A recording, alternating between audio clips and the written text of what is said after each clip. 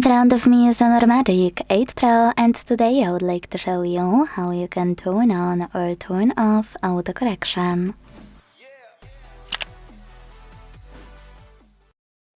Start by opening Settings and scrolling all the way down to hit System and Update. Then hit Language and Input, Gboard, and finally corrections and suggestions available here. Now use this switcher next to auto correction to turn it off or switch it on. And quick tip, if you decided you do want to enable it, click on it on the left.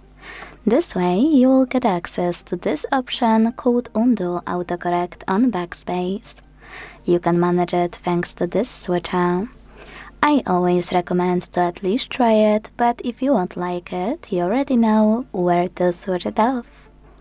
Thanks so much for watching. If you enjoyed this video, leave a like, comment, and subscribe.